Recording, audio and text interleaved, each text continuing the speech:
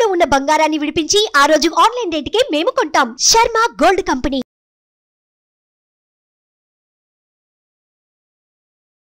నమస్కారం, సుమన్ టీవీకి స్వాగతం. సాధువులను దర్శిస్తే పుణ్యం లభిస్తుందని, వారిని సేవిస్తే మోక్షం లభిస్తుందని పురాణాలు చెప్తున్నాయి. అటువంటి సాధు సంతులలో ఒకరు అఘోరాలు. అఘోరాలకి నాగు సాధువులకి ఉన్నటువంటి వ్యత్యాసం ఏంటి? ఈ అఘోరాలు ఏం చేస్తూ ఉంటారు? ఈ వివరాలను తెలియజేసేందుకు మనతో పాటు ఉన్నారు శివరుద్ర స్వామీజీ. గురుగారు నమస్కారం. నమస్కారం అమ్మా, చెప్పు తల్లి. స్వామి, మొదటి ప్రశ్న మాకు ఉన్న సందేహం అది. శివరుద్ర సాధువు అంటే ఎవరు? అఘోరానా, గురూజీనా? అసలు మీరు ఎప్పుడు ఈ రకంగా మారారు, ఎందుకు? చూడమ్మా, అఘోరా సాధువులు, నాగ సాధువులు, తర్వాత శివ సాధువులు భూమండలంలో ఇవే ఉన్నాయి. స్వాములు అనేవాళ్ళు లేరు ఒకప్పుడు, ఈ మధ్య వచ్చింది ప్రాచుర్యత. మేము సాధువులం. ఎలాంటి సాధువులం అంటమ్మా, కుటుంబాల గురించి పనిచేసే వ్యక్తులు, ముఖ్యంగా సౌభాగ్యవతుల గురించి చెప్పే విషయాలు. నా దగ్గరికి వచ్చే రోజు 60 నుంచి 150 మందిలో అమ్మ ఆడవాళ్ళే ఎక్కువ వస్తారు. ఒకటి భార్యాభర్తల విషయం మాట్లాడడానికి, రెండవది ఉద్యోగం, ఆరోగ్యం, సౌభాగ్యం గురించి చాలా దగ్గరగా నేను ఇంటికి సంబంధించిన విషయాలు మానిటర్ చేస్తాను. మీరన్న ఈ మాటలో నేను ఒక శివ సాధువుని అంటే మేము ఇంటికి సంబంధించిన పనులలోనే నిమగ్నమే ఉంటాం. ఏ పూజ చేసినా, ఏ వివరణ ఇచ్చినా కూడా. అయితే మా ఈ యొక్క వివరణకి మేము రావడానికి గల ముఖ్యమైన కారణం ఏంటంటే అమ్మ, చిన్ననాటి నుంచి దైవం మీద భక్తి ఉన్నదని చాలామంది చెప్తారు. మీకు కూడా భక్తి ఉంది. కాకపోతే మమ్మల్ని ఎక్కువ శాతంగా ఆ దారికి మళ్లించిన సందర్భాలు ఎలా ఎక్కువ శాతంగా ఎలా ఉన్నదంటే అమ్మ, మాలలు వేసే కార్యక్రమాలు ఉండేవి. సంవత్సరానికి ఒకసారి వేస్తాం మనం. మండల దీక్ష అంటారు, అర్ధమండల దీక్ష కూడా ఉంటుంది. ఈ దీక్షా నియమాలు అనేటిది నేను ఎక్కువ శాతంగా పాటించేవాడిని.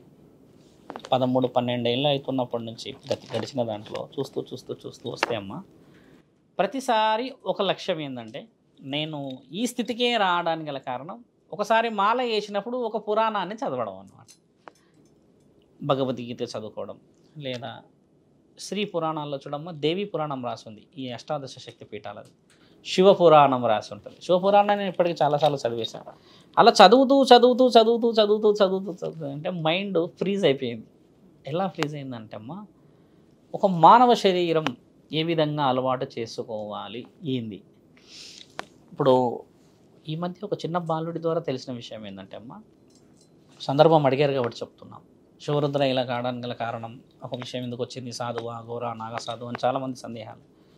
ఆ వివరణకి బ్యాక్ వెళ్తే అమ్మ, ఒక మానవ శరీరాన్ని ఏ విధంగా ఉపయోగించాలో రాసి ఉన్నది కాబట్టి పురాణాలు చదవాలి. మనం ఒక వస్తువు కొనుక్కొచ్చుకుంటాం, దాంట్లో రాసి ఉంటుంది హౌ టు యూజ్ అని. అలాగే ఒక శరీరాన్ని ఏ విధంగా యూజ్ చేయాలని రాసి ఉన్నదే గ్రంథాలు. మంచి చెడు, మర్యాద, అన్నదానం, ఉపవాసాలు, లేకపోతే ఏదైనా సౌభాగ్యం, ఇల్లు, పిల్లలు, సంసారం అనేది అంతా రాసి ఉండేది. నరహలి, హింస, అహింస, ఇవన్నీ రాసి ఉండేది గ్రంథాలు కదమ్మా. భగవద్గీత తీసుకో, ఒక ఖురాన్ తీసుకో, ఒక బైబుల్ తీసుకో, ఇంకే గ్రంథాలు తీసుకున్నా కూడా ఒక శరీరాన్ని ఏ విధంగా వాడాలని రాసున్నది ఒక గ్రంథాలు చదవడం వల్ల ముఖ్యంగా ఈ శరీరానికి ఈ అవకాశం వచ్చింది. ఎందుకు వచ్చింది? నేను ఒక ఫార్మాస్యూటికల్ కంపెనీలో ఎంటైర్ ఒక స్టేట్కి ఇన్ఛార్జ్లా కూడా చేశాను నేను ఒకప్పుడు సందర్భంలో. జీతము అదంతా బాగానే ఉండేది. ఇన్షర్ట్ వేసి, షూ వేసుకొని మంచిగానే బండి మీద పోయి అన్నీ చేసుకునే వాళ్ళం. సంవత్సరం వచ్చేసరికి ఏంటంటే మనం ఆ 47 రోజుల దీక్ష తీసుకునేది. నేనేం చేస్తాను అంటే 2 పౌర్ణమిలు 2 అమావాస్యలు తీసుకుంటాను. ఈ అందరు సాములలాగా తీసుకొని నేను. అందరు ఏం చేస్తారంటే 47 రోజులు కార్యక్రమం, 47 రోజుల తర్వాత వాళ్ళు వెళ్ళేసి అక్కడ గంగా స్నానం చేసి వస్తారు. నాది అలా ఉండకపోయేది. 2 నెలల్లో ఖచ్చితంగా 2 అమావాస్యలు చూసేవాడిని, 2 పౌర్ణమిలు చూసేసి నేను 3వ పౌర్ణమి కానీ అమావాస్య కానీ వస్తున్న తరుణాన్ని వెళ్ళేవాడిని. కంప్లీట్గా అక్కడే మైండ్, బుక్స్ చదువుకోవాలి, ఇది చేయాలి, చెప్పాలి. ఎవరితో మాట్లాడితే కూడా మిత్రమా అని మాట్లాడాలి, అమ్మ తల్లి అని మాట్లాడాలి. నేను మీతో ఇప్పుడు మాట్లాడుతున్న ఎక్కువ శాతంలో కూడా తల్లి అమ్మ అని అన్న. ఈ విషయ వివరణలో నాలుకని కంట్రోల్ చేసుకోవాలి ముఖ్యంగా, తర్వాత శరీరాన్ని కంట్రోల్ చేసుకోవాలి. ఇవన్నీ చేసుకున్న తర్వాత మనము సమాజంలో ఉండాలి అని అంటే కుదరదు. ఏదో విధంగా మనం పోతున్న దారిలో కూడా ఎవడో వచ్చేసి ఏదో చేస్తాడు. కాబట్టి గుడికి సంబంధించిన ప్రాంతాల్లో ఎక్కువ ఉండాలి. తీర్థ విహార యాత్రలకి తప్పితే మీరు అన్నట్టుగా ఇంక సైడ్ సీయింగ్కి ఇంతవరకు మేము వెళ్ళలేదు. గుడికే వెళ్తారు. ఇక్కడ వెళ్ళాలంటే 3 రోజులు వెళ్ళాలన్నా 30 రోజులు వెళ్ళాలన్నా గుడికే వెళ్ళడం. అలా వెళ్తూ వచ్చిన తరుణమే ఈ శరీరానికి ఒక దారి తీసిన తర్వాత అమ్మ జ్ఞానాన్ని సంపాదించుకోగలిగాను. ముఖ్యంగా చదివిన దాన్ని మీకు మీరు ఇందాక అడిగిన ప్రశ్నలలో అన్ని వివరణలు ఎందుకు చెప్పానంటే అమ్మా, నేను ఎన్నిసార్లు వాటిని పఠించి ఉండవచ్చు, ఎన్నిసార్లు నేను క్షుణ్ణంగా రుజువులు చేసుకుండవచ్చు. ఒక భగవద్గీత కానీ, ఒక పురాణం కానీ, ఏదైనా శివపురాణం. ఎందుకు శివపురాణం అనేది పురాణాలు చదవాలని ఆ ఇంట్రెస్ట్ ఎప్పటి నుంచి ప్రారంభం? ఇప్పుడు దీనికి కారణాలు ఉండవచ్చు, కారణ జన్మలే అనవచ్చు. ఇప్పుడు ఎన్నో ఉంటాయి. ఓ దత్తాత్రేయుడు ఉన్నాడు, శ్రీ శ్రీ శ్రీ జగద్గురు ఆదిశంకరాచార్యులు ఉన్నారు. ఇలా ఉన్నారంటే పరమాత్ముడి ఆజ్ఞలో ఆ టర్న్ అక్కడికి ఇచ్చాడేమో, మలిపాడేమో. ఇప్పుడు నా వల్ల చాలామంది చాలామంది వచ్చిన ప్రతి ఒక్కళ్ళు ఆనందంగానే ఉన్నారమ్మా.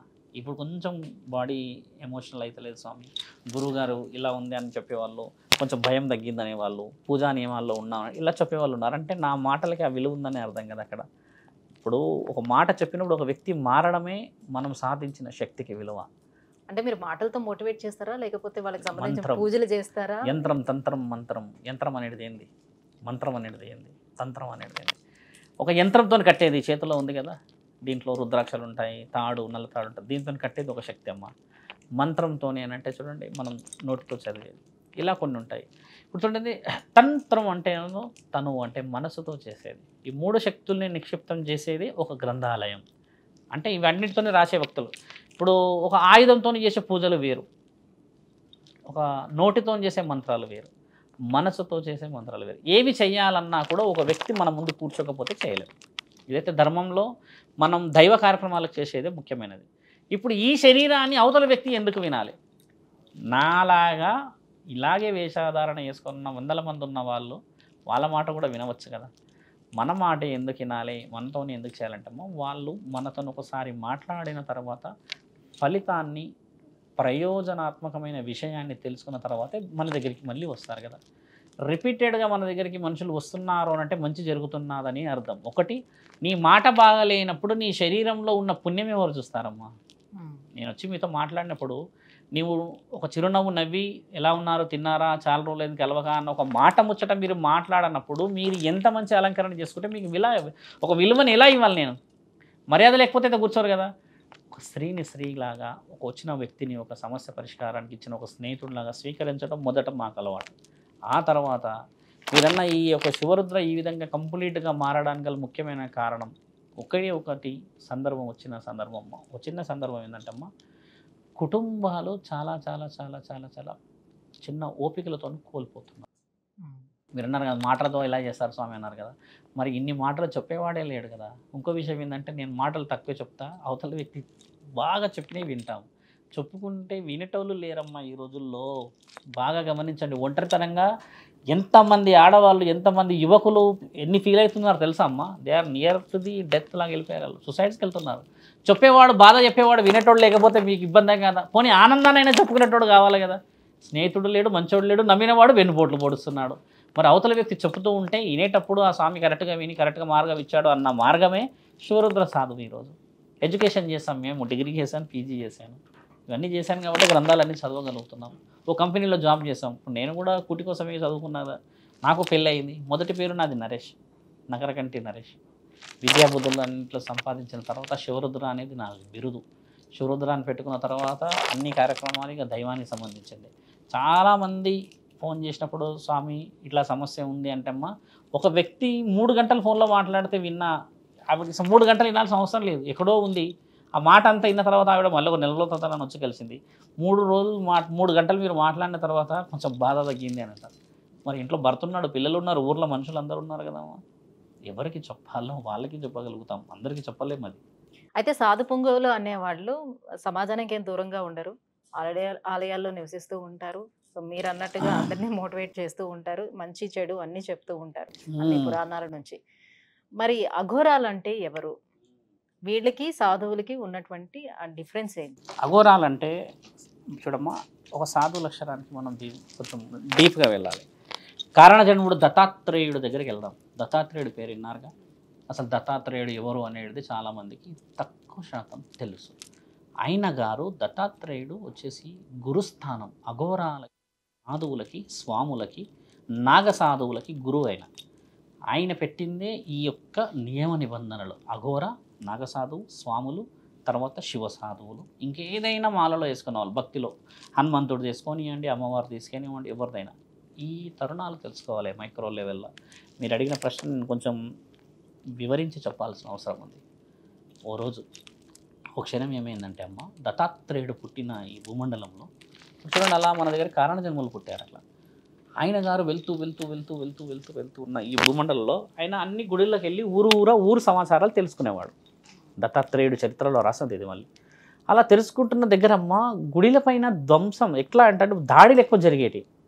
ఇంత దాడి జరుగుతూ వస్తూ వస్తూ వస్తూ వస్తూ ఏం దోచుకెళ్తున్నారంటే అమ్మ, మన దగ్గర ఉన్న శివలింగాలు, తర్వాత శివలింగాల కింద ఉన్న వజ్రాలు వైడూర్యాలు, తర్వాత ఏదైనా కనబడిన వ్యక్తులు తీసుకునేవాళ్ళు.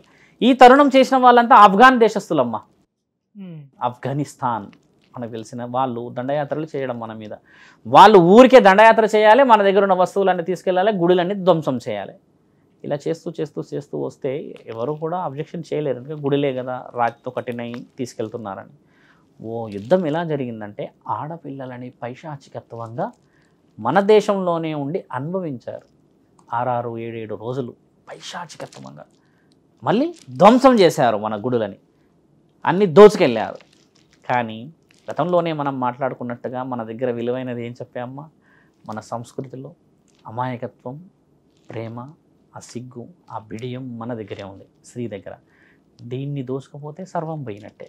అవునా కదా తల్లి? స్త్రీకి అత్యంత ముఖ్యమైనది, ఒక విధంగా మాట్లాడితే ప్రాణం కంటే విలువైనది మానం. అలాంటి దాన్ని ఎవరో దేశస్తులు వచ్చి ఇబ్బంది పెడుతూ పోతున్న ఆ తరుణాన్ని దత్తాత్రేయుడు వరలించలేకపోయాడు. ఇదేమీ అరాచకం, నేను ఒక్కడనే ఉన్నా, అంతమందిని ఎలా ఎదుర్కోవాలి? 10,000 మంది దాడి గుర్రాల మీద వస్తున్నారు. వాళ్ళు ఎవరిని పడితే వాళ్ళని పైశాచికత్వంగా అనుభవించేసేస్తున్నారు. ఆడపిల్లల్ని కానీ గుడిలు కానీ ఏదైనా కూడా వావే వరుస లేకుండా అన్న తరుణాన్ని ఒక ప్రకటన ఇచ్చాడు మహానీయుడు. అత్యంత వీరులు, బలమైన బలశాలులు, ఖండ కావురం ఉన్నవాళ్ళు, నేను చెప్పుతే వినే విద్యా అర్హతని నేర్చుకోవాలని అనుకున్న ఆసక్తి గల వాళ్ళు, పరమాత్ముణ్ణి చేరాలి అనుకునే వాళ్ళు నా దగ్గరికి వస్తే నేను విద్యాబుద్ధులని అందిస్తాను అని ప్రకటన ఇచ్చాడు. ఇదే మన ఈ భారతదేశంలో దత్తాత్రేయుడి యొక్క పుస్తకాల్లో రాసి ఉంది. అప్పుడు కొంతమంది వచ్చారమ్మా, 800-900 మంది వచ్చారు వీరులు. కొంతమంది ఉంటారు, మేము చేస్తాము, మాకు రక్షణ కావాలి, మేము కాపాడతాము, అందరికీ ఆ మనోభావాలు ఉంటాయి కదమ్మా. అలా వచ్చినప్పుడు దత్తాత్రేయుడు అందరు ఫిల్టర్ చేశాడు. అందరినీ 500 మందిని సెలెక్ట్ చేశాడమ్మా. 500 మందిని సెలెక్ట్ చేసి వాళ్ళకి మొదట రాగానే వాళ్ళకి జీవితం మీద ఒక ప్రశ్న ఏమొచ్చిందంటే, వాళ్ళు బట్టలు ఎక్కువ శాతంగా అఘోరాలు కనబడరు, వేసుకోరు, చాలా చిన్నగానే ఇక్కడ ఒకటి కట్టుకుంటారు, తెల్లటి వస్త్రం లాంటిది. ఈ సందర్భం వాళ్ళు ఏం చేశారంటే దేహం మీద ఆశ వదిలిపించారు. మొదట నీకు ఒకవేళ దేహం మీద ఆశ ఉంటే, పరస్త్రీ మీద వ్యామోహం ఉంటే నువ్వు ఈ విద్యకి అర్హత సంపాదించలేవు. అవతల మీద శత్రువు వస్తున్నది ఎక్కడికి?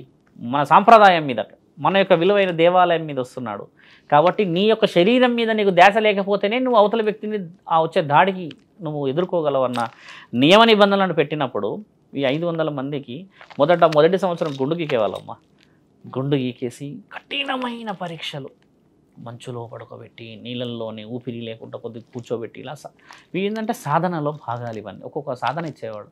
అలా ఇచ్చి 12 సంవత్సరాలు గడిచేవి తల్లి. ఒకసారి నెత్తికి ఉన్న ఎంటికలన్నీ తీసేశాక ఈ హెయిర్స్ అన్నీ మళ్ళీ వాళ్ళు ఎప్పటికీ తీసేయరు, ఇంకా వదిలేస్తారు. పెద్దగా ఉంటాయి ఒక్కొక్కళ్ళకి ఇంత.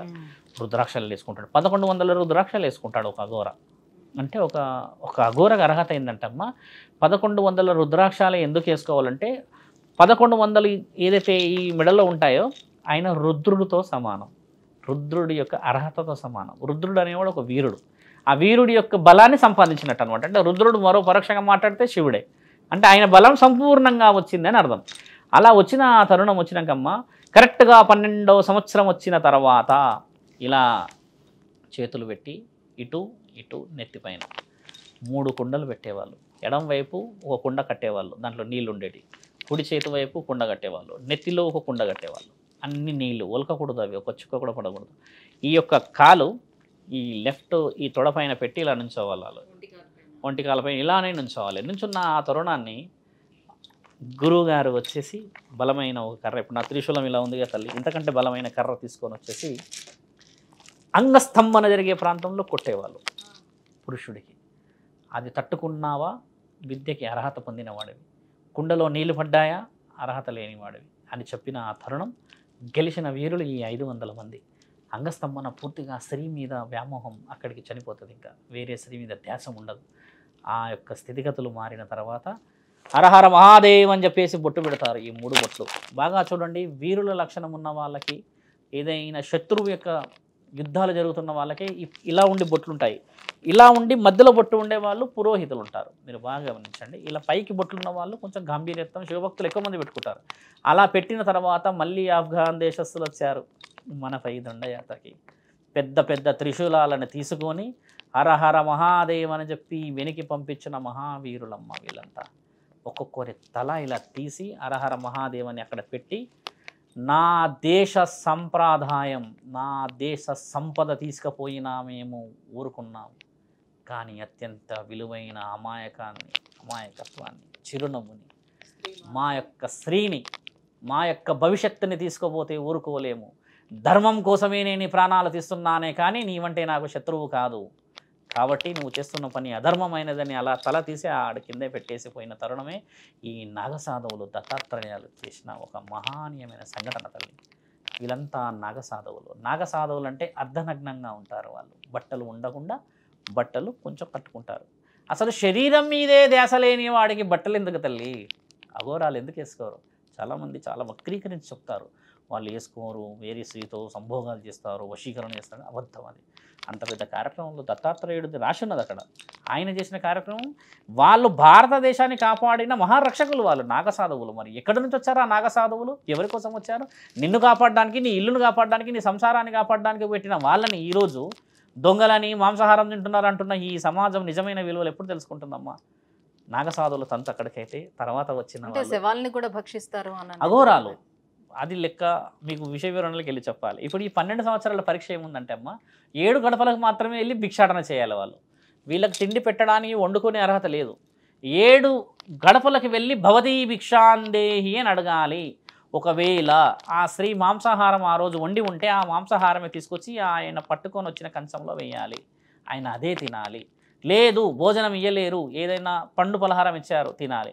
7 కడపలు దాటిన తర్వాత నీకు భిక్ష 7 కడపలు దొరకకపోతే ఆ రోజు నీ ఊపిరే నీ ఆహారం. మళ్ళీ ఇంకో రోజు వచ్చి నెక్స్ట్ డే మళ్ళీ వేరే ఊరికి వెళ్ళి, వేరే పక్క వీధికి వెళ్ళి భవతి భిక్ష అంది అనాలి. అఘోరాలలో సాధనలో ఉన్న భాగం. పరమాత్ముడిచ్చిన ఆజ్ఞ మరి అది.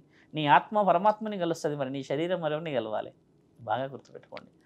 ఒక శరీరం ఒక పరమాత్మని గెలవాలంటే అంతఃకరణ శుద్ధి అవసరం. అంటే మన మైండ్ సెట్, మన ఆలోచన విధానం అనేది మనం తీసుకునేటువంటి ఆహారం మీద డిపెండ్ అయి ఉంటుంది కాబట్టి ఎక్కడ రాస్తుంది మరి? ఎలా రాస్తుంది? మనం ఎటువంటి ఆహారం తీసుకుంటామో ఆ ఆహారం ప్రతిఫలమే మన మనసు మీద పడుతుంది. ఇప్పుడు ఒక ప్రాణం ఉన్నది, ప్రాణం లేనిది, శాకాహారం, మాంసాహారం. ఒక శాకాహారం, ఒక మాంసాహారం ఈ విధంగా ఉంటుందని శాసన గ్రంథాల్లో ఎక్కడ రాస్తుంది? మీరు ఒక ప్రూఫ్ తీసుకోవచ్చు. నేను మీకు రుజువు చేయగలుగుతాను. ఒక మేకనో, కోడినో, లేకపోతే ఇంకా దేన్నో తిన్న ఆ తరుణాన్ని మనం ఏ విధంగా తీసుకెళ్తాం? ఒక మొక్కని నువ్వు నీళ్లు పోయకుండా దానికి కావాల్సిన ఏదైతే మనం వేస్తాం, ఎరువు లాంటివి కానీ ఏదైనా వేస్తాం కదా, ఇవేవి వేయకుండా నువ్వు ఒక మొక్కని పెట్టేసేసి మళ్ళీ ఒక 4 రోజులకు 5 రోజులకు వచ్చి దాన్ని కోసుకొని తినమ్మా, తినగలవా?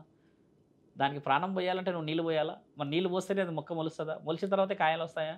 అంటే దానికి ప్రాణం ఉన్నదని అర్థం కదా. మరి అలాంటి దాన్ని నువ్వు కోసుకొని తింటున్నావంటే మరి దాన్ని కూడా ప్రాణాన్ని కోసినట్టే కదా. మరి అలాంటప్పుడు దీన్ని కోసినట్టానికి దాన్ని కోసిన దానికి తేడా ఎక్కడ ఉంది? నువ్వు అన్న దాంట్లో ఇంకో మైక్రో లెవెల్ ఆన్సర్ ఏముందనంటే అమ్మ, తినే తిండిని బట్టి ప్రభావం వస్తుంది అనేది నిజమైనది. ఎందుకంటే అమ్మ, ఒకప్పుడు వీరులే తినేవాళ్ళంటే మరి అవతల శత్రువుని మరి ఏ విధంగా ఎదుర్కోవాలి? కండకావరం ఉండాలి అంటే నువ్వు కండగల తినే ఆహారం ఉంటేనే అవతల వ్యక్తిని ఎదుర్కొంటావు. ఇక్కడ పెరుగన్నం తినేసి నువ్వు ఆ గుర్రం మీద వచ్చిన పట్టుకోగలవా? నీ కండలో కూడా బలం ఉండాలి కదా నా తల్లి. కాబట్టి ఏంటంటే శాస్త్రజ్ఞానాలలో ఆహారానికి నియమ నిబంధనలు రాసారే కానీ ఈ ఆహారమే తినాలని రాయలేదు. బాగా గుర్తుపెట్టుకోండి. ఇప్పటికి కూడా మిలిటరీ వాళ్ళు కానీ పోలీసు వాళ్ళు కానీ వాళ్ళు తినే పద్ధతులు వేరుంటాయి. మద్యాన్ని పోస్తారని అని వింటూ ఉంటాం కదా. అంటే వారి శరీరం ఉష్ణోగ్రతలు, శత్రువు దాడులను తట్టుకోవడానికని శాసన గ్రంథాల్లో రాసింది. ఒక అఘోర మాంసాహారం తింటున్నాడు, అది ముమ్మాటికి నేను ఒప్పుకోను. ఎందుకంటే అమ్మా, మరి ఒక భూమండలంలో ఒకప్పుడు ఇంతటి జనాభా లేని సమక్షంలో అడవులపైన ఉండి దండయాత్రలకి పోతే మళ్ళీ తిరిగి రాని ప్రాణాల్లో ఏమి తిని ఉండాలమ్మా? మరి వాళ్ళు ఎక్కడ తింటారు? ఒక మనిషి చనిపోయినాక తిన్నారే కానీ ఒక మనిషిని పట్టుకొని చంపి తిన్నారా అమ్మ? Can you show any proof, documentation? చనిపోయిన మనిషిని ఇక్కడ ఫ్రీజ్ చేసి మరి తింటారు వాళ్ళు. ఒకసారి ఒక అఘోర ఒక మనిషిని తింటే అమ్మ 24 రోజుల వరకు మళ్ళీ భోజనం చేయడు. ఇది తెలుసా? చాలామందికి తెలియదు. చాలామంది అంటారు వాళ్ళు తాగుతారు అది చేస్తారు అంటే అమ్మ వాళ్ళు తాగి ఎక్కడన్నా ఎవరితోన్నా తూగుతూ కనబట్టి గొడవలు చేశారా? వాళ్ళు తాగిన తర్వాత గంగ పక్కనే కూర్చొని ఈ కాలు పైకేసి ఈ నడుము దగ్గరికి ఇలా చేతులు పెట్టి త్రిశూలాన్ని పట్టుకొని తల పైకి పెట్టుకొని ఇలానే ఉంటారు. ఎవరిని చూస్తారు తెలుసా అమ్మ? వాళ్ళు పరమాత్మని చూస్తారు. ఓం నమ శివాయ అని. వాళ్ళు ఎవరిని పూజిస్తారు సాధువులు తెలుసా అమ్మ? మొదట పరమాత్మని పూజిస్తారు, శివుడిని. ఆ తర్వాత వచ్చేసి మహాశక్తిని పూజిస్తారు, కాళికామాతని. మూడో వ్యక్తి మహావిష్ణువు, ఆర్థిక స్థితిగతుల కోసం. నాలుగవ శక్తి వచ్చేసి సూర్యుడు, బ్రహ్మముహూర్తాల్లో పరమాత్ముడు వస్తాడు వెళ్తాడు కదా, భూమండలం మొత్తం వెలిగించేది తండ్రే కాబట్టి వెలుగు సూర్య భగవానుడు. ఐదవ వాడు వినాయకుడు. బాగా గుర్తుపెట్టుకోండి. శాసన గ్రంథాల్లో ఏమి రాస్తుంది? వినాయకుడిని మొదటి పూజ, కార్య సిద్ధాంతాలు. కానీ వినాయకుడికి మొదటి పూజ అర్హత ఇచ్చింది ఎవరు? పరమాత్ముడు. కాబట్టి వాళ్ళు మొదటి స్థితిగతులే పరమాత్మని ఎత్తుకుంటారు. ఇంతటి స్థితిగతులు ఉన్న ఆ నాగసాధువులు మీరన్నట్టుగా నరమాంస భక్షకులు ఏ విధంగా అయ్యారు తల్లి? వాళ్ళు తిన్నది చేసింది ఎంత? ఆత్మని పరమాత్మని కలపడానికి నీ దగ్గర ఆత్మ ఉంది, మరి శరీరాన్ని దేంతో కలపాలి? ఒక వేరే వ్యక్తి యొక్క శరీరాన్ని తిన్న తర్వాత ఆ వ్యక్తి శరీరం కూడా పరమాత్మలో కలుస్తుందన్న నమ్మకం ఇది. స్వామి, నాగసాధువులు ఎవరో చెప్పారు, మరి అఘోరాలంటే ఎవరు? ఇప్పుడు యాక్చువల్లీ ఎలా చెప్పాలంటే అమ్మ, దత్తాత్రేయుడి విషయ వివరణకు వెళ్ళేసి మనం సాధువుల గురించి తెలుసుకున్నాం, అంటే లక్షణాలు ఏంటి అని. నాగసాధువులు విషయంలో అమ్మ, వాళ్ళు పెళ్ళిళ్ళు జీవితం మొత్తం పరమాత్ముడికి అప్పచెప్పిన వాళ్ళు. ఈ అఘోరాలలో కొంతమంది జీవితం మీద వెన్నుపోట్లు, కొంతమంది జైలు శిక్షలు, కొంతమంది నమ్మక ద్రోహాలు, కొంతమంది జీవితం మీద విరక్తి, అలసిపోయి వచ్చిన వాళ్ళు అఘోరాలు. వీళ్ళు ఏంటంటే బై డిఫాల్ట్ అఘోరాలు అయిపోతారు. కానీ ఈ నాగసాధువులు ఏంటంటే పుట్టడక్కతోనే వీళ్ళు అఘోరాలుగా నుంచి ఈ నాగసాధువుల జీవనశైలికి వస్తారంటే పరమాత్ముడి ఆజ్ఞతో పుడతారు వీళ్ళంతా. అందుకని ఒక స్త్రీకి, ఒక సమాజానికి, ఒక ఆహార నియమ నిబంధనలకి ఎప్పటికీ దూరంగా ఉంటారు. అంటే వాళ్ళ యొక్క పరీక్షలు బలంగా ఉంటాయి. ఈ అఘోరాలలో అమ్మ కొంతమంది పుట్టుకతోని పోయి ఉన్న అఘోరాలు కూడా ఉన్నారు. ఈ మధ్య కాలంలో గడుస్తున్న ఒక 100-150 సంవత్సరాల నుంచి చూసుకుంటామ్మా, చాలామంది ఏంటంటే ఎన్నో విషయ వివరణలో చాలా మోసాలు జరిగి వచ్చిన వాళ్ళు అఘోర విద్య తీసేసుకొని అఘోరలాగే ఉండిపోయి కాశీలోనే ఉండడాలా, లేదంటే ఉత్తరాఖండ్లో కేదార్నాథాలు, ఈ జ్యోతిర్లింగాల దగ్గరలే కనబడతారు ఎక్కువ మంచు ప్రాంతాల్లో. ఈ అఘోరాలకి నాగసాధువులకు తేడా ఏంటంటమ్మా, వీళ్ళు నగ్నంగా ఉండి చేస్తున్న తరుణం పోయేది నాగసాధువులు. ఈ అఘోరాలు ఏంటంటమ్మా, ఒళ్ళంతా విభూది, గంధం లేదా ఇంకేదైనా వస్తువులు పెట్టుకొని, భార్యడ త్రిశూలాన్ని పెట్టుకొని, ఎంటికలు కూడా వీళ్ళు చుట్టేస్తారు. ఇప్పుడు నేను చుట్టినట్టుగా ఈ నాగసాధువులు చుట్టకపోయేవాళ్ళు, వదిలేసేస్తారు మొత్తం. వాళ్ళకి ఏంటంటే అసలు ధ్యాస ఉండదు. వాళ్ళు ఈ ఎంటికలతో కూడా అవతల వ్యక్తిని చంపే అంత బలమైన చుట్టుకొని ఉంటాయి ఇవన్నీ. తింపి కొడితే కూడా అవతల వ్యక్తికి కండ్ల దగ్గర, అంటే అదొక ఇక్కడ కొట్టినా కూడా అంతటి విద్య అర్హత. ఈ అఘోరాలు ఏంటంటే ఖచ్చితంగా కట్టుకొని ఇక్కడ నుంచి విభూతి రాసుకొని ఆ రుద్రాక్షలు, తర్వాత గంగా స్నానాలు ఇవన్నీ చేసేది ఏంటంటే విద్య నేర్చుకుంటూ అఘోరాలు అయిపోతారు. నాగసాధువులు ఏంటంటమ్మా, వాళ్ళు రావుడుతోనే విద్యకి అర్హత పొందే రక్తం ఉంటుంది వాళ్ళ దగ్గర. అంత శక్తి పరమాత్ముడి ఆజ్ఞ. మీరు ఒక ప్రశ్న అడిగారు కదా, ఎలా అవుతారో చేస్తారంటమ్మా, పరమాత్ముడి ఆజ్ఞ ఉన్నవాడే అక్కడ వరకు చేరగలుగుతారు, అందరూ చేరలేరు కదా. అఘోరాల గురించి తెలుసుకోవాల్సిన ముఖ్యమైన విషయం ఏంటంటమ్మా, వీళ్ళు నియమ నిబంధనలని, మద్యానికి సంబంధించిన విషయాలు కంట్రోల్ చేస్తూ విద్యను సంపాదిస్తారు. ఇప్పుడు మాంసాహారాన్ని మీరు అన్నట్టుగానే నాగసాధువులు తినే మాంసాహారం కానీ అఘోరాలు తినే మాంసాహారం ఏదైతే ఉంటుందమ్మా, భిక్షలో వచ్చినాయి ఇవన్నీ. పరమాత్ముడే వాళ్ళకి ఆజ్ఞ ఇచ్చాడు. ఇప్పుడు శివసాధువులు స్వాములు తినరు, వీళ్ళు మానేసి శాకాహారం, మీరు అన్నారు ఇందాక, ఎలా తింటే అలా ప్రవర్తనలో మార్పు వస్తుంది అనేది కొన్ని సందర్భాలను మనం ఆలోచించాల్సింది కూడా. ఎందుకంటే పెద్దవాళ్ళు నిర్ణయించిన నిర్ణయాలు. కానీ ఇప్పుడు ఈ అఘోరాలకి నాగసాధువులకమ్మా మరి బాడీ మీద, మైండ్ మీద కూడా కంట్రోల్ ఉంటుంది. 24 రోజులు ఆకలి కాదమ్మా. ఓసారి మాంసాహారాన్ని భుజిస్తే వాళ్ళకి 24 రోజులు, 24 గంటల్లో మనం 4 సార్లు తింటాం. అక్కడ 24 రోజులు ఆకలి కాదు. అందుకే ఎంత చలిలో ఉన్నా కూడా, ఎన్ని రోజులు తినకపోయినా కూడా ఉండగలుగుతారు వాళ్ళకి. వాళ్ళు మీరు అన్నట్టుగా పీలుస్తారు, ఏదన్నా పీల్చినప్పుడు వాళ్ళు అనేది కూడా ఓం నమ శివాయ అని మళ్ళీ 24 గంటల తర్వాత వస్తారు. మళ్ళీ ఆఫ్టర్ 1 డే మళ్ళీ అక్కడికి వచ్చి కూర్చున్నా అనుకుంటారు. అంటే అలా ఉండడం కోసమే ఇవన్నీ చేస్తూ ఉంటారు. అలా ఉండడానికి, పరమాత్ముని చేరడానికి అది ఆజ్ఞ. అంటే నిరంతరం గాంజాయి తాగి ఆ మత్తులో ఉండేటప్పుడు శివధ్యానంలో ఉన్నారని ఎలా? శివధ్యానంలో ఉన్నారు అనడానికి రుజువులు ఎందుకు లేవు? మరి వాళ్ళు శివధ్యానంలో మీరు అన్నట్టుగానే మద్యపానానికి సంబంధించిన ప్రాంతంలో కూర్చొని ఉంటే ఈయన మద్యపానం ఈ మందు తాగే ప్రాంతంలో ఉండనుకోవచ్చు. కాశీ లాంటి ఒక మహాక్షేత్రంలోనే కూర్చొని ఉన్నప్పుడు మరి గురువు నుంచి రాని విద్య అంటారా? మరి ఏ గురువులు ఏంది ఈయనే డైరెక్ట్ తాగుతున్నాడు అంటారా? అది పురాణాలలో శివుడే కూర్చొని తాగుతున్న చిత్రపటాలు ఆయన గురించే రాసిన ఎన్నో సందర్భాలు చూసాము. అంటే ఆజ్ఞలో లేనిది బలం కాదమ్మా, అక్కడ నుంచి తంతు నుంచి పాటించుకుంటూ వచ్చారు. వాళ్ళు చేసింది కూడా ఆయన ధ్యానంలో ఉంటాడంటే మరి 10 సార్లు నిన్ను చూస్తే ఒక స్త్రీ వస్తుంటే పోతుంటే గమనిస్తే ఆయన నటిస్తున్నాడు అనుకోవచ్చు. నేను గమనించాడు, పక్కన శవాలు కాలుతున్నా కళ్ళు తెరవరు వాళ్ళు, బయటికి కళ్ళు తెరవరు. వాళ్ళు నీళ్ళ పక్కనే కూర్చొని పరమాత్ముడు ఆజ్ఞలే ఉంటారు. ఎవరన్నా వచ్చి మాట్లాడినా చేసినా కూడా కోప్పడతాడు అఘోరా, తెలుసమ్మా ఎంత కోప్పడతారు తెలుసా? నిజమైన అఘోరాలు ఏమైనా డిస్టర్బ్ చేస్తే వాళ్ళకి ఎక్కడ లేని తీవ్రమైన కోపం వస్తుంది, వాళ్ళకి దీక్షకి భంగం అవుతుందని. అలా నిజంగా గెలిచిన తరుణాలు కాబట్టి అఘోరాలు నాగసాధువులు చరిత్రలో విలువలు సంపాదించారు కదమ్మా. ఇప్పుడు మీరు అన్నట్టుగా వాళ్ళకి ఆ విలువ లేకపోతే ఎవరో ఒకళ్ళు పట్టుకుంటుండే కదా వాళ్ళని, వీళ్ళు దొంగలని పట్టుకోలేకపోయారు కదా. ఎక్కడ ఉన్నాయి ఆ రుజువులు? మాంసాహారాన్ని ఇంతకుముందు కొంతమంది ఏమడిగారంటే పిక్కు తింటారంట అని అడిగారు. ఎక్కడ ఒక అఘోర పిక్కు తినే సందర్భమే లేదమ్మా. అదొక వివరణ, దైవప్రసాదము, దాన్ని ఒక లెక్క, ఒక పద్ధతి. వాళ్ళు మంచుకొండల్లో ఎక్కడో కూర్చొని ఉన్న ఆ తరుణాన్ని పిక్క తినాల్సిన అవసరం ఏముంది తల్లి? అదే అఘోర వచ్చి నీ ఇంటికి ఏదో బాగా చేస్తా అని ఏదో చెప్తా అని మూఢనమ్మకాన్ని క్రియేట్ చేసి డబ్బులు కూడా సంపాదించవచ్చు కదా. నిజమైన అఘోర సమాజానికి రాడు కాబట్టి, సమాజంలో తిరగడు కాబట్టి, వీళ్ళందరికీ దూరంగా ఉంటాడు కాబట్టి వసతులు ఏర్పాటు చేసుకుంటాడు అక్కడ. అది నిజమైన విషయం.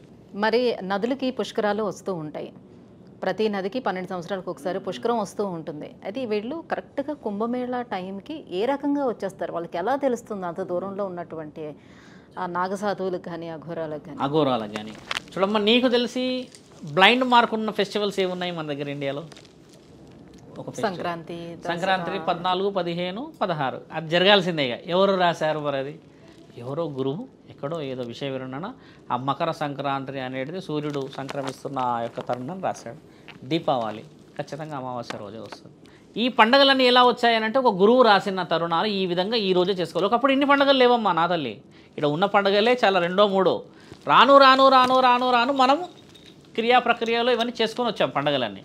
ఇలాగే ఒక కుంభమేళకు సంబంధించి మహానీయులు, నాగసాధువులు, అఘోరాలు, శివసాధువులు ఎందుకు వస్తారు అంటే దత్తాత్రేయుడు రాశాడు ఈ తరుణాలన్నీ. అసలు మేళ అంటే ఏందమ్మా నీకు తెలిసి జ్ఞానం ప్రకారంగా? కుంభ అంటే ఏమిటి?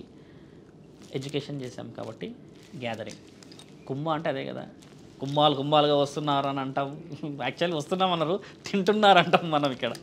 కుంభాలు అంటే గ్యాదరింగ్, వాళ్ళందరూ గ్యాదర్ అయ్యేదాన్ని కుంభమేళ అంటారు. వాళ్ళు ఎక్కడి నుంచి గ్యాదర్ అవుతారంటే అమ్మ, ఒక గురువు దత్తాత్రేయుడు ఏమి ఇచ్చాడంటే దేశం నలుమూలలో ఇలా స్ప్రెడ్ అయ్యారు యుద్ధ సమయంలో. ఎక్కడి నుంచి ఏమైనా యుద్ధం కావచ్చు, ఎక్కడి నుంచి అయినా కావచ్చు అన్న ఆ తరుణాన్ని ఈ సమయానికి మీరు రావాల్సిందిగా మనవి అని రాసిపెట్టిన గ్రంథాలు ఉన్నాయి. దత్తాత్రేయుడు 146 సంవత్సరాలకు ఒకసారి జరిగేదే మహాకుంభమేళ. అంటే సూర్యుని యొక్క గమనాన్ని బట్టి వాళ్ళు గెస్ చేస్తారు. ఈ సంవత్సరానికి ఇక్కడికి రావాలి అని చెప్పేసి రాసింది ప్రతి గురువు ప్రతి శిష్యుడికి చెప్పే తరుణం అన్నమాట. అంటే వాళ్ళందరూ ఏం చేస్తారు? ఎక్కడ జరుగుతాయి ఈ కుంభమేళాలు? కాశీలో జరుగుతాయి, పెద్ద పెద్ద పుణ్యక్షేత్రాల దగ్గర జరుగుతుంటాయి. వీళ్ళందరూ అక్కడికి వస్తారు. వచ్చి ఏం చేస్తారు తెలుసా అమ్మ? వీళ్ళందరూ మీరు 10th క్లాస్ లేకపోతే ఇంటర్మీడియట్ అందరు గ్యాదర్ అవుతారా? అప్పుడు ఏం కలెక్షన్ చేస్తారమ్మా? వచ్చినప్పుడు నీవేం సాధించావు, ఎంత చదివావు, ఇప్పుడు ఏదన్నా ప్రభుత్వ ఉద్యోగమా, భార్యనా, పిల్లలా అంటావు కదా. ఈ గురువు స్థాయికి వీళ్ళందరూ చెప్పుకునేది అదే. ఎక్కడ వరకు మన యొక్క క్రియా ప్రక్రియలు జరిగాయి, మంచి చెడులు ఎక్కడ దాకా వచ్చాయి, ఏ కార్యక్రమాలకి మన యొక్క నియమ నిబంధనలని మన గురువుగారు ఇస్తున్నారు అని చెప్పడానికి జరిగే ఈ మేళానే మహాకుంభమేళ. ఎంతమంది చనిపోయారు మన వాళ్ళు, ఎంతమంది ధర్మరక్షణలో ఇంకా ఉన్నారు, శిష్యులు ఎవరైనా వచ్చారా, ఇంకేమైనా వివరణ కావాలని అనుకున్నదే మహాకుంభమేళ. కుంభమేళ కూడా ఉంది నా తల్లి. మహాకుంభమేళ, కుంభమేళ వచ్చేసి 12 సంవత్సరాలకు ఒకసారి జరిగేది. అప్పుడు ఈ గురువులు ఎవరో రారు, పెద్ద గురువులు వచ్చేది 146 వరకు. అప్పుడు ఖచ్చితంగా ఆయన 140 ఏళ్ళు ఉన్నాయన కూడా రావాలి అడిగి, ఎందుకంటే మేము ఉన్నాము అని చెప్పేసి అందులో కౌంటింగ్ చేసుకునే వాళ్ళు కూడా ఉంటారు. అక్కడ ఫలానా రాష్ట్రం నుంచి ఇంతమంది వచ్చారు, ఫలానా రాజధాని నుంచి ఇంతమంది వచ్చారు అని రాసే శిష్యులు కూడా ఉంటారు. ఈ 12 సంవత్సరాలకు వచ్చేది ఏంటంటే అమ్మ, వాళ్ళంతా మాస్టర్ డిగ్రీ అయితే వీళ్ళు డిగ్రీ వాళ్ళు, అంటే స్థాయికి తగ్గిన వచ్చేవాళ్ళు. తర్వాత 6 సంవత్సరాలకు ఒకసారి కూడా జరిగేది ఉంది. దాన్ని అర్ధకుంభమేళ అంటారు. అంటే 12లో 6 కదా అర్ధ. అప్పుడు ఇంకొంచెం స్థితిగతులు కొంచెం తక్కువ ఉన్న వాళ్ళు వచ్చి గ్యాదర్ చేసుకున్న వాళ్ళు కొన్ని రాష్ట్రాల నుంచి ఫలానా విషయం అమెరికాలో మన వాళ్ళు క్షేమమే కదా అని చెప్పుకుంటారు. అక్కడికి వచ్చి అఘోరాలు మాట్లాడుకునే సందర్భాలు చాలా ఉన్నాయి. వాళ్ళు చెప్పుకుంటారు, వాళ్ళ భాషలు వాళ్ళ తరుణాలు చెప్పుకుంటారు. తర్వాత అంటే వాళ్ళకంటూ ఏదైనా ఒక భాష ఉంటుందా? భాష అనేది ఏముండదు, సేమ్ మనలాంటి భాషే తెలుసుకుంటారు అమ్మాయిలు. కానీ వాళ్ళైతే మైకులు పెట్టి మాట్లాడుకోరు కదా, ఓ దగ్గర కూర్చొని ఎలా ఉంది ఏం సంగతి ఇలా ఎక్కువ మాట్లాడరు, మితంగానే వాళ్ళు మాట్లాడారు, అమితంగా కాదు. తర్వాత జరిగేది మగు కుంభమేళ, దాన్ని మేఘు కుంభమేళ అంటారు. 3 సంవత్సరాలకు ఒకసారి జరిగేది. ఇలా ఈ పుష్కరాలకు సంబంధించిన విషయ వివరణ అనేది వీళ్ళకి సంబంధించింది కాకుండా సముద్రాలకు సంబంధించింది. అది ఈ అర్ధ కుంభమేళ, మహాకుంభమేళ, కుంభమేళ, మగు కుంభమేళ జరిగిన ఈ తరుణం అనేది అఘోరాలు కానీ సాధువులు కానీ నాగసాధువులు కానీ ధర్మరక్షణలో వాళ్ళ ఎంతమంది ఉన్నారు ఎంతమంది వచ్చారనేది చేర్చుకునే ప్రక్రియ. ఇప్పుడు తగ్గిందమ్మా. ఒకప్పుడు 144 సంవత్సరాలు వెనక్కి వెళ్ళి చూస్తే భూమండలం మొత్తం అఘోరాలే, అంతమంది ఉండేవాళ్ళు. ఇప్పుడు అంత ప్రాచుర్యం తగ్గింది కదా అఘోరాలకి, వీళ్ళందరూ లేరు ఇప్పుడు. ఎందుకంటే ఒకప్పుడు అఘోరాలు ఏంటంటే they are protected to the మన ఇండియా, అంటే ఆడపిల్లల్ని సంస్థానాన్ని కాపాడే ధర్మాన్ని కాపాడేవాళ్ళు. ఇప్పుడు పోలీసు వాళ్ళు వచ్చేసారు కదా తల్లి, ఆర్మీ వచ్చేసారు కదా, ఇలా అందరు వచ్చేసరికి వాళ్ళ అఘోరాల ప్రస్తావన తగ్గుతూ వచ్చింది. లేకపోతే ఒకప్పుడు వీళ్ళే కమాండర్స్ కదా, వీళ్ళే కమాండోస్, వీళ్ళే ప్రొటెక్టర్స్. మీరు అన్న అందరు బాడీ అంటే నాగసాధువులు అనేవాళ్ళు మీరు అన్నట్టు చిన్నప్పటి నుంచే వాళ్ళు ఈ ట్రైనింగ్ లోకి వచ్చేస్తారు. వాళ్ళు చాలా శక్తులను కూడా పొందుతారు. సో వాళ్ళు ఒక మనిషి చనిపోయేటప్పుడు ఆ మనిషి నుంచి వేరు చేయబడుతున్నటువంటి ఆ ఆత్మను చూడగలుగుతారా, ఆ దోషను చూడగలుగుతారా వాళ్ళు? ఇప్పుడు గురువు విద్య అదే తల్లి. నీకున్న నాలెడ్జ్కి నీ గురువుకున్న నాలెడ్జ్కి ఆయన గురువుకున్న నాలెడ్జ్కి చాలా తేడా ఉంటుంది. అంటే జ్ఞానాన్ని సంపాదించడమే మనిషి యొక్క పరిజ్ఞానం. అంటే ఆత్మని చూడగలిగిన వాడు పరమాత్మని చూడగలుగుతాడు. వీళ్ళు చేసే సాధన అది కదమ్మా. కొందరు వ్యక్తులకి ఎందుకు ఆ అర్హత వస్తుందంటమ్మా, వీరు ఏ విధంగా మైక్రో లెవెల్లో విద్యని సాధించగలుగుతారో వాళ్ళకి మాత్రమే ఆ అర్హత వస్తుంది. ఏ ఏజ్లో పడితే ఆ ఏజ్లో అందరినీ చూడలేము కదా మనం. నీకు ఆ స్థితిగతులను నీవు అనుభవించి కారణజన్ముడై కారణం చేత కారణాలను నీవు గెలిచి చూయించి రుజువు చేయబడిన వాడికి మాత్రమే ఆ అర్హత ఉంటుంది. అలా చాలామంది ఉన్నారు. చనిపోయిన వ్యక్తి ఎలా చనిపోయాడని కూడా చెప్పేటోళ్ళు ఉన్నారు. మీకు తెలుసా అమ్మ, కాశీలో కొంతమంది గురువులు ఉన్నారు, పేర్లు మాకు తెలుసు. వాళ్ళు ఏం చేస్తారంటే, ఉదాహరణకి ఎవరైనా సూసైడ్ చేసుకొని వచ్చారనుకుందాం, ఇంకేదన్నా క్షణిక నిర్ణయాలు తీసుకొని చనిపోయి వచ్చారనుకుందాం, ఈ మధ్య వయసు ఉన్న వాళ్ళు ఇట్లా ఎడమ చేతు పట్టేసుకొని ఎలా చనిపోయాడో చెప్తారు. వాళ్ళు చనిపోయిన వాడిని పట్టుకొని చెప్పడం ఏంటి, ఒక మాట మీరు చెప్పడమో లేకపోతే ఎవరైనా చెప్తే చెప్పొచ్చు కదా. ఈ శరీరం ఎందుకు పోయిందో ఆ ఘోష, ఆ ఆత్మ వినిపిస్తుంది వీళ్ళకి. నన్ను తీవ్రంగా హింస పెట్టారు, నన్ను ఎవరు పట్టించుకోలేరు, మానసికంగా నేను పిచ్చోన్నైపోయా, సూసైడ్ చేసుకునేదాకా పోయా, నమ్మిన వాడే మోసం చేశాడు, అప్పుల్లో కూరుకుపోయా, నేను ఓడిపోయా, ఇవన్నీ రోదన అయినబడుతుంది ఇట్లా పట్టుకుంటే. అట్లా చెప్పిన విద్యలు మన దగ్గర ఉన్నాయి. అంత జ్ఞానం లేనిది కాశీ క్షేత్రము కానీ అఘోరాలకు కానీ ఇప్పుడున్న సాధువులకు కానీ విలువ అయితే లేదు కదమ్మా. ఇవన్నీ ప్రూవ్ అండ్ డాక్యుమెంటేషన్, ఇవన్నీ రుజువులు చేయబడ్డాయి కాబట్టి ఈరోజు మీరు ఈ ప్రశ్నను అడగలుగుతున్నారు కదా, అవునా కదా. అలా అని వాళ్ళు ఏం చేశారు, ఆ శరీరాన్ని ఆత్మని ఇంకేదో చేయడం ఇలాంటిది ఏం చేయలేడు. ధర్మ కార్యక్రమాలకి పరమాత్ముడి ఆజ్ఞతోనే కాలం చేశాడు కాబట్టి క్షణిక నిర్ణయాలైనా ఏదైనా శరీరాన్ని వదిలిపెట్టింది ఆత్మ కాబట్టి మళ్ళీ పోయే అవకాశం లేదు. కాబట్టి దహన కార్యక్రమాలు చేయాల్సిందే. కాకపోతే ఒక అఘోర కానీ ఒక సాధువు కానీ ఒక నాగసాధువు ఏం చేయగలుగుతాడంటే, మరో జన్మకి కావలసిన భిక్ష పరమాత్ముడి ద్వారా, అంటే పునర్జన్మకి అలా కాకుండా ఇలా అన్నా ఉండు అని చెప్పి ఆజ్ఞను తీసుకురాగలడు. దాన్నే కదా మనం పితృపూజలని, ఇంకేదైనా శాంతి పూజలని, కర్మ పూజలని చేసేటన్నీ. అందుకే ఎందుకు చేస్తాం ఇంత భార్యడు పెట్టేసి, బతుకున్నప్పుడు ఇంత నువ్వు పెట్టలేని వాడివి ఎందుకు చేస్తామంటే మరొకసారి అన్న పుట్టాలి. మనిషి యొక్క విలువైనది ఏంటంటే అమ్మ జ్ఞాపకం. ఆ జ్ఞాపకమే ఇన్ని పూజలు చేయిస్తుంది. మళ్ళీ మనిషి పుట్టాలనో, కొంతమందికి చనిపోయినాక తెలుస్తుంది విలువ, కొంతమంది ఉన్నప్పుడు తెలుసుకోలేరు, కొంతమంది ఉన్నప్పుడు తెలుసుకొని జాగ్రత్త పడతారు. అయితే వీళ్ళు ఆత్మలు చూడగలుగుతారు, ఆత్మలతో మాట్లాడగలుగుతారు కాబట్టి పరకాయ ప్రవేశం చేసేది కూడా వీళ్ళకి ఉంటుంది, ఆ శక్తి కూడా వీళ్ళకి. అవును, పరకాయ ప్రవేశం చేసే విద్య మన దాంట్లో శాస్త్ర గ్రంథాల్లో రుజువులు చేయబడ్డాయి. పరకాయ ప్రవేశం చేసేది జగద్గురు ఆదిశంకరాచార్యులు చేసినట్టుగా మీకు చిత్రాలే ఉన్నాయి. అలాంటిది మన దగ్గర లేకుండానే ఆయన ప్రూవ్ చేసబడ్డాడంటారా. ఒక రాజు శరీరంలోకి వెళ్ళి చూపించాడు అన్నాం కదమ్మా, ఇది సినిమా గురించి చెప్పట్లేను. జగద్గురు ఆదిశంకరాచార్యులు 100 సంవత్సరాల క్రితం పుట్టే దాన్ని రుజువు చేశాడు. అలాగా ఎన్ని శాస్త్ర గ్రంథాల్లో రాసిందంటే అమ్మ పరకాయ ప్రవేశం గురించి.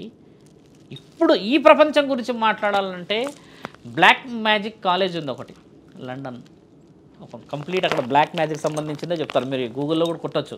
అక్కడ వాళ్ళు చేసే ప్రయోగం అంతా ఏంటంటే అమ్మ, ఒక మనిషి ఆత్మ ఎక్కడికి పోతుంది, అసలు ఆ ఆత్మని ఆపొచ్చా, ఎన్ని రోజులు బ్రతకవచ్చు, మరణాన్ని దాటవచ్చా అన్న ప్రయోగాలు చేసుకొస్తున్నారు ఇప్పుడు. అంటే ఒక శరీరాన్ని కంట్రోల్ మేము చేయలేకపోతున్నాం, ఆత్మ చేయగలుగుతా అన్నది విద్యార్హతను ఒక విద్య అందిస్తున్న గురువులు ఉన్నారు ఇప్పుడు అక్కడ. మరి శాస్త్ర జ్ఞానాలను గెలిచిన మన ఈ భూమండలంలో, అఖండ భారతదేశంలో రుజువు చేయబడిన ఎన్నెన్నో ఉన్న ఈ తాళపత్రాల్లో పరకాయ ప్రవేశం గురించి బ్రహ్మాండంగా రాస్తుందమ్మా. అది నిజంగా విద్యార్హత సంపాదించిన గురువు చేయగలిగిన స్థాయి తల్లి అది. పరకాయ ప్రవేశం చేసి ఈయన ఏం చేస్తాడు, ధర్మ కార్యక్రమాలకి ఎవడు పడితే వాడు ఏ శరీరాలకు పోవడానికి కూడా లేదు మరి అర్హత. ఎందుకంటే నీ గురువుకు ఒక నియమ నిబంధనలు, అదే కదమ్మా గురువు యొక్క దీక్ష అంటే, గురువు యొక్క బోధన అంటే. మరి అలా చెప్పినప్పుడే ఆ గురువు యొక్క స్థితిగతులను నువ్వు గెలిచిన వాడివి అవుతావు. ఇప్పుడు శిష్యుడు ఉన్నాడమ్మా, 40 మంది శిష్యులు, ఒక్కడే గురువు. ఈ 40 మంది ఆ శిష్యులలో ఒక్కళ్ళే ఆ గురువు స్థాయికి ఎదుగుతారు, కానీ గురువు యొక్క విలువని ఎక్కువ శాతంగా సంపాదిస్తారు. గురువు కొన్ని విద్యార్హతల్ని సంపాదించగలుగుతాడు, ఈయన గురువు కంటే పై విద్యలు సంపాదించగలడు. అలాంటి శిష్యులు లక్షల్లో ఉన్నారుగా మన దగ్గర. వాళ్ళు ఎలా అయ్యారమ్మా గురువుని మించిన విద్యార్హత సంపాదించిన విద్య? పరమాత్ముడు ఆజ్ఞతోనే అయ్యారనే కదా అర్థం కదా తల్లి. వీళ్ళంతా బంగారం ఆయన తీసి దాన్ని తాపడో పెట్టేసి వస్తువు చేశాడు. అది ఎక్కడ మెరవాలో అక్కడ మెరిసేలా చేయడమే గురు లక్షణం కదా. మీరు అంటారు పరకాయ ప్రవేశం ఎవడు పడితే వాళ్ళు చేసేయడానికి అర్హత రాదు. అది పరమాత్ముడు ఇచ్చిన ఆజ్ఞ, గ్రంథాల్లో రాసి ఉన్నది. మంచి కార్యక్రమానికి చెయ్యాలంటే పరమాత్ముడు ఇవ్వాలి. ఎందుకంటే అక్కడ ఆత్మ కూడా పరమాత్ముడు ఆజ్ఞతో పుట్టిందే. మరి ఇక్కడ నీ ఆత్మని ఏ ఆత్మల కంటే అందులోకి పడేసేస్తా, చేస్తా అంటే కుదరదు. ఎందుకంటే ఒక శరీరాన్ని రాయాలంటే బ్రహ్మ రాయాలంటే పరమాత్ముడు ఆజ్ఞ ఉండాలి. ఇంతమంది ఆజ్ఞలు ఉన్న ఒక శరీరంలోకి పరకాయ ప్రవేశం అనే విద్య నేర్చుకోగానే అందులోకి పోవునా తల్లి. అవతల వ్యక్తికి కూడా కులదైవం ఉంటుంది, అవతల వ్యక్తికి కూడా ఇలవెలుపులు ఉంటారు. వాళ్ళు అన్ని అనుమతులు తీసుకుంటానే. అంటే వీళ్ళకి వచ్చినటువంటి ఈ శక్తుల్ని వాళ్ళు ఒకవేళ మిస్యూజ్ చేసుకుంటే ఆ నాగసాధువుల్లోనే అతన్ని ఉంచుతారా? అలా ఉంచారు. ఇంకా కాలంకి వాళ్ళు అర్హత పొందని వాళ్ళు అయిపోతారు. వాళ్ళ గురువులు అలా పెట్టనివ్వరు వాళ్ళని, అక్కడికే వాళ్ళు క్లోజ్ అయిపోతుంది. ఇంకోటి విషయం అడిగిన ప్రశ్న చెప్పాలి. చాలామంది అమ్మ ఈ 12 సంవత్సరాల సాధన చేస్తారు కదమ్మా. నేను చెప్పాను వీళ్ళు సాధన చేసిన తర్వాతే ఒక విద్యను సంపాదిస్తారని. ఈ 12 సంవత్సరాల్లో పాస్ అయిన వాళ్ళందరూ గురుస్థాయిని చేరుతారు మంచి పనులకి. ఈ 12 సంవత్సరాల సాధనలో ఫెయిల్ అయిన వాళ్ళందరూ ఉన్న వాళ్ళు శక్తులు సంపాదించేదాంట్లో తిరుగుతారు. మీరన్నా ఈ ప్రయోగాలు చేయడానికి తిరుగుతారు. వాళ్ళు ఫెయిల్ అయిపోయారు కదా. ఇప్పుడు 12 సంవత్సరాల తర్వాత నీకు ఒక డిగ్రీ వస్తే అమ్మ నువ్వు మాస్టర్ డిగ్రీకి వెళ్తావు, తర్వాత కీ డిగ్రీ సంపాదించడానికి వెళ్తావు. అంటే నీకు అందులో ఒక్కొక్క స్టెప్ బై స్టెప్ పైకి వెళ్తూ ఉంటావు. అంటే ఇంకా డీప్గా పరమాత్ముడి గురించి తెలుసుకోవాలన్న ఆలోచనకి వెళ్తావు కదా. ఫెయిల్ అయిన వాళ్ళు ఏంటంటే అర్హత సంపాదించారు కాబట్టి ఉన్న పరీక్షలు ఇంకా బలంగా చేసుకుంటుంటారు. వాళ్ళు కొంతమంది తిరుగుతూ ఉంటారు, కొంతమంది మళ్ళీ 12 సంవత్సరాలకు వస్తూ ఉంటారు, మళ్ళీ కూర్చొని గురువు దగ్గర అర్హత సంపాదించాలనుకుంటారు. చూడమ్మా, సాధువుల లక్షణం, సాధువుల సాధన అంత సులభంగా రాదు. అది ఒక శక్తి నుంచి ఇంకో శక్తిని సంపాదించడం అనేది పరమాత్ముడికి తప్పితే మానవ శరీరానికి ఎప్పటికీ సాధ్యం కాదు. చేస్తామని చాలామంది ఉన్నారు, చేసి ఫెయిల్ అయిన వాళ్ళు ఎంతమంది ప్రాణాలు పోయిన వాళ్ళు ఉన్నారు ఇక్కడ. అలా ఎన్నో కార్యక్రమాలు. మీరు అడిగిన ధర్మ ప్రశ్నలు ఇవన్నీ మన దగ్గర ఉన్నాయి కూడా. స్వామి, కుంభమేళ అంటే ఏంటి, కుంభమేళకి ఎలా వస్తారు అఘోరాలు కానీ నాగస్వాములు కానీ ఎలా వస్తారు అనేది చెప్పారు. అదే పుష్కరాల గురించి కూడా అలానే తెలియజేస్తారు. పుష్కరాలు అనగానే గంగా స్నానాలు సహజంగా. మీకు తెలిసిన సరస్వతి, జమున, గంగా నదులు ఉన్నాయి. మీకు చిన్నప్పటి నుంచి చదువుకున్నారు కదమ్మా. మీరు ఎప్పుడైనా సరస్వతి నదిని చూసారా? లేదు కదా. సరస్వతి నది మన దగ్గర లేదు. శాసన గ్రంథాల్లో గంగా, యమున, సరస్వతి నదులు ఉన్నాయి కదా. సరస్వతి నది అనేది మన భూమండలంలో లేదు. ఎందుకంటాం సరస్వతి అని? సరస్వతి నది అనేటిదమ్మా ఎన్నో పురాణాలలో, గాథాల నుంచి అది రాను రాను రాను రాను సరస్వతి నది మొత్తం కూరుకుపోయింది. నీళ్లు లేవు. అతల వితల సుతల మహాతల తల తల రసాతల పాతాల గంగ కింద ఉంది ఇప్పుడు సరస్వతి మాత. అంటే ఈ భూమికి కిందున్న 7 లోకాల కింద ఉంది అమ్మ. లేదు, గంగా, యమున మాత్రమే ఉన్నారు ఇప్పుడు భూమండలం మీద. మీరు ఎవరైనా కాంట్రవర్సీకి ఇస్తే I can show you document. లేదు, సరస్వతి నది లేదు, భూమండలం మీద లేదు. కాకపోతే ఈ గంగా, జమున, గంగామాత మాత్రమే ఉండే మన భూమండలంలో. జమున మాతని తీసుకొచ్చి స్వర్గం నుంచి తీసుకొచ్చి దేవతలు స్థాపించారు ఇక్కడ. అంటే అమ్మని కొలువు తీసుకోమని చెప్పారు పరమాత్ముడి ఆజ్ఞలో. దేవుళ్ళ యొక్క నిర్ణయం ఇదంతా. అంటే ఇక్కడ గంగమాతనే మొదటి స్థానం, రెండో స్థానం వచ్చేసి జమున, తర్వాత సరస్వతి మాత లేనే లేదు. చాలామందికి ఏం తెలిసి ఎప్పటికీ నానుడి గంగా ఇలా వస్తుంది, ముగ్గురు కలిసి వచ్చారు. ఈ త్రివేణి సంగమం వీళ్ళు ఒకసారి ప్రయాణం చేసి కలిసిన ఆ తరుణంలో సరస్వతి నదిని కూడా దాటుకుంటూ వస్తారు. వీళ్ళు దాటుకుంటూ వచ్చినప్పుడు ఏంటంటే అవి పుణ్యక్షేత్రాల నుంచి వచ్చిన పుణ్యమైన జలాలు కాబట్టి స్నానాలు చేయాలి. ఎందుకు స్నానాలు చేయాలి? ఇప్పుడు గంగామాత వచ్చినప్పుడు ముగ్గురు కలిసి వచ్చిన తర్వాత స్నానం చేయాల్సిన అవసరం ఏముంది? 3 సంవత్సరాలకు ఒకసారి జరుగుతాయి మన దగ్గర, 12 సంవత్సరాలకు ఒకసారి కూడా జరుగుతాయి. ఇలా నదులన్నీ కలిసి వచ్చిన ఈ తరుణాన్ని మనము పుష్కరాలు అంటారు. మన దగ్గర కాళేశ్వరం దగ్గర జరుగుతారు. అక్కడ కూడా అది త్రివేణి సంగమమే. ఇక్కడ నుంచి నెక్స్ట్ వచ్చేది కూడా కాళేశ్వరమే, త్రివేణి సంగమం. ఆ తర్వాత గోదావరి వెళ్తుంది. ఇవి పుష్కరాల యొక్క అంతరార్థం తెలుసుకోవాల్సిన అవసరం చాలా ముఖ్యమైనది. ఎందుకంటమ్మా పవిత్రమైన ఈ జలాలు ప్రయాణం చేసి చేసి చేసి చేసి చేసి చేసి చేసి మన దగ్గరకు వస్తాయి. ఆ వచ్చి మళ్ళీ వాటి ప్రయాణానికి మళ్ళీ వెళ్ళిపోతాయి కదా. ఆ వచ్చినప్పుడు వాళ్ళు 12 రోజులు 10 రోజులు కొలువై ఉంటారు అక్కడ. ఆ కొలువై అంటే అందులో గంగలో ఉన్నప్పుడు వచ్చేసి స్నానాలు ఆచరించడం అనేది మళ్ళీ మనం పోయి ఆ నీళ్ళని అంత దూరం వెళ్ళి స్నానాలు చేయలేము కదా తల్లి. అందుకని ఒక దగ్గరికి ఒక నదీ ప్రాంతంలో కానీ ఒక సముద్ర ప్రాంతంలో కానీ కలుస్తున్న ఆ తరుణాన్ని ఈ యొక్క మీరు అంటున్న గంగా స్నానాలు, పుష్కరానికి ఒక్కసారి కానీ 3 సంవత్సరాలకు వచ్చే ఈ త్రివేణి సంగమం కానీ గోదావరి పుష్కరాలకు కానీ ఉన్న విలువ ఈ విధంగా వచ్చింది. పవిత్రమైన స్నానాల కోసమే వచ్చింది. కానీ అమ్మ వీటికి మనం పోయి కూడా తెచ్చుకోవచ్చు. అంత మనుషులకి అంత సమయము అంత దూరం పోయే ప్రయాణాలు లేవు ఇప్పుడు. ఇంకోటి ఏంటంటే మన దగ్గర ఉన్న 12 మొత్తం నదులు ఉన్నాయి. 12 నదుల్లో మీకు అన్ని పేర్లు తెలుసుకొని కూడా ఉండాలి. ఇప్పుడు చూడండి గోదావరి, కృష్ణ, ఇప్పుడు మనం ఈ విధంగా పోతే తుంగభద్ర వచ్చేసి మనకు కర్నూలు నుంచి తగులుతుంది. తర్వాత శ్రీకృష్ణ, ఇక్కడ కృష్ణ అంటేనేమో శ్రీశైలం, కాళేశ్వరం చూసి ఇట్లా ఇన్ని నదుల సముదాయం కూడా పవిత్రమైనవి. కానీ ఈ మూడింటికే ఎందుకు విలువ వచ్చిందంటే అమ్మ శాస్త్ర గ్రంథాల్లో పైన పరమాత్ముడి నుంచి వచ్చిన ఒక స్వర్గ జమున అంటే స్వర్గంలో ఉండే ఒక దేవత, ఆవిడని భూమి పైన నిక్షిప్తం చేశారు. చేసిన తర్వాత సరస్వతి మాతది అక్కడనే ఉండే, ఇప్పుడు లేదు, చదువులో వచ్చేసింది అమ్మ అంతేకాని నిజంగా సరస్వతి మాత పారతలేదు ఇప్పుడు నీళ్ళ ద్వారా.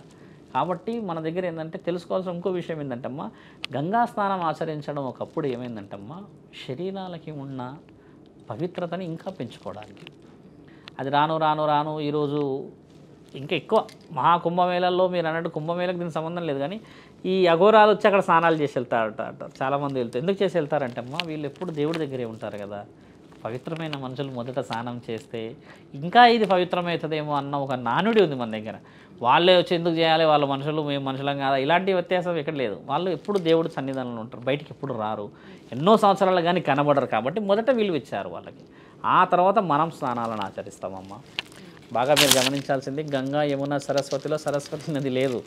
ఇన్ని రోజులు సరస్వతి నది ఉందని అనుకున్నారు కదా, ఒకసారి మీరు సెర్చ్ చేసి గంగా యమున మాత్రమే ఉంది. గంగా యమున మాత్రమే ఉన్నది. ఇది చాలామంది రుజువు చేసి చూపించారు మన దగ్గర.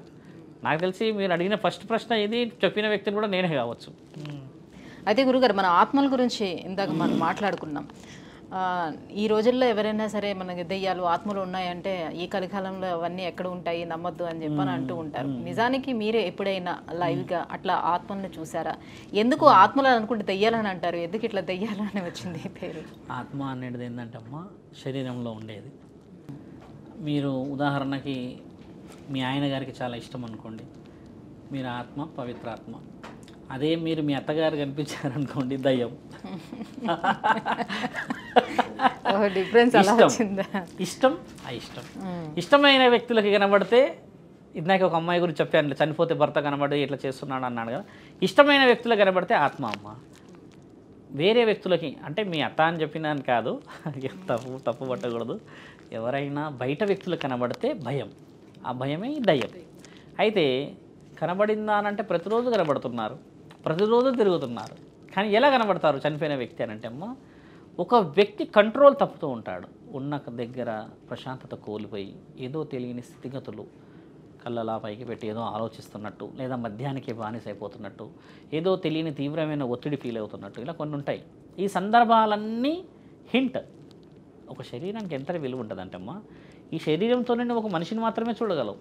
విద్యార్హత సంపాదించిన గురువులు కొంతమంది నీ పై శక్తిని చూడగలరు. అంటే ఆత్మ కూడా ఒక శక్తే, ఇంకా శరీరాన్ని వదిలిపెట్టింది కదా అది. కాబట్టి ఒక ఆత్మ ఎందుకు మానవ శరీరాన్ని కనబడినప్పుడు ఇలా కదులుతూ కానీ ఎక్కడికి నడుస్తున్నట్టు గాల్లోనే పోతున్నట్టు కనబడుతుంది అంటే అమ్మ, చాలా చిన్న ప్రశ్న, చాలామందికి తెలియదు. భూమి నుంచి రుణం తీరిపోతుంది కాబట్టి నీకు భూమి మీద కాళ్ళు పెట్టే అర్హత ఉండదు.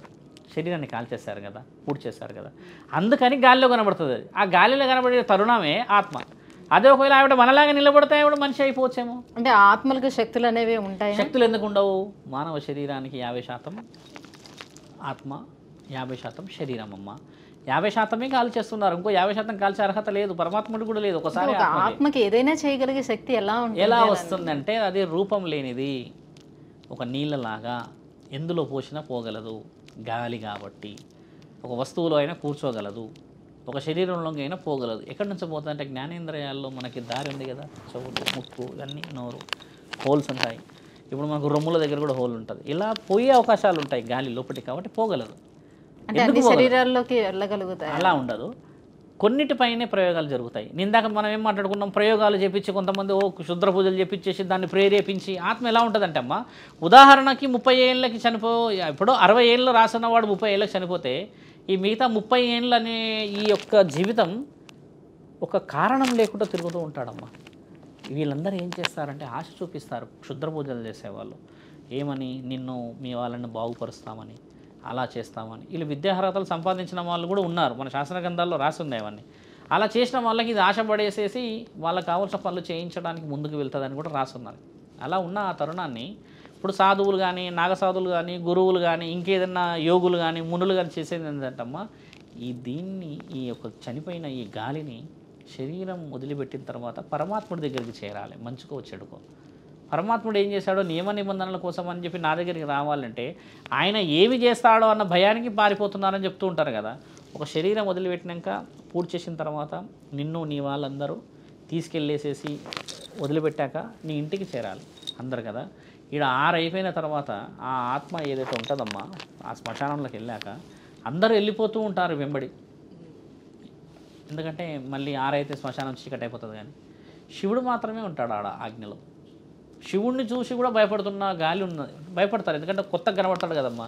అప్పుడే శివుడు చెప్తాడు, నాయన మరి నేనే పుట్టించుకుంది నిన్ను, నేనే పరమాత్ముడిని అని చెప్తే నమ్మకుండా ఉన్న ఆ తరుణంలో పరమాత్ముడి కేశాలన్నీ వదిలిపెట్టి నాట్యం చేస్తాడు. ఇది కూడా రాస్తుంది. మనం ఒకరోజు ఈ టాపిక్ తీసుకుందాం, పెద్ద టాపిక్ ఇది. తండ్రి బాగా నాట్యం చేస్తూ ఉంటాడు, చేస్తే ఈయన ఎవరో విచిత్రంగా ఉండి ఆడుతున్నాడు అది ఇది అని చెప్పేసి వీళ్ళు నవ్వుతుంటే అప్పుడు నా పిల్లలు మీరు మళ్ళీ పుట్టించుకుంటాను అన్న ఆ తరుణం ఉంది. ఈ ఆత్మల బలం ఎలా వచ్చిందంటమ్మా, ఒక వ్యక్తికి తీరని కోరికలు కానీ, తీరని ఆలోచనలు కానీ తీరుస్తానని వేరే వాళ్ళు ఇచ్చిన హామీలకే వీళ్ళు లోన్ అవుతూ ఉంటారు. అంటే వాళ్ళకి అవకాశాలు ఇస్తే వాడు దాన్ని మార్చుకుంటూ ఉంటాడు. క్షుద్ర పూజలు అంటారు వీటిని. పవిత్రమైన వాడు చేయడు తల్లి ఇవన్నీ. పవిత్రమైన వాళ్ళు చేసేది ఒకటే ఒక పద్ధతి, ఏంది, మీరు ఈ విధంగా ఉన్నారు, ఈ విధంగా ఉండండి, గుడి దగ్గరికి వెళ్ళి ఇంకెక్కడ ఉంటే మీరు మళ్ళీ పుట్టవచ్చు, ఇదే వాళ్ళు చేసేది, అంతే కదమ్మా. క్షుద్ర పూజలు చేసే వాళ్ళకి ఆత్మలతో పని, దైవ పూజలు చేసే వాళ్ళకి కాదు. కాబట్టి అలాంటి వాళ్ళు నా దగ్గర చాలామంది వచ్చిన వాళ్ళని దైవానికి అప్పచెప్తున్నాం మేము, ఇప్పుడు మంచిగా ఉండాలి, బ్రతకాలి అని చెప్పి. నీ శరీరం నీ కంట్రోల్లో ఉండి దైవ చింతనలో ఉంటే ఏ దయ్యాలు ఏ భూతాలు ఎందుకు వస్తాయి తల్లి, అవునా కదా. నీవు వీకున్నప్పుడే వస్తాయి అవన్నీ. అది ధర్మ విషయాలు. స్వామీజీ, సాధువులకి అలాగే అఘోరాలకి నాగసాధువులకు ఉన్నటువంటి వ్యత్యాసం ఏంటి, వాడు ఏం చేస్తారు, వీళ్ళకి సంబంధించిన అనేక సందేహాలు నివృత్తి చేసినందుకు ధన్యవాదాలు. ధన్యవాదాలు నా తల్లి. సుమన్ టీవీలో మీ పర్సనల్ అండ్ బిజినెస్ ప్రమోషన్స్ కోసం కింది నెంబర్కి కాంటాక్ట్ చేయండి.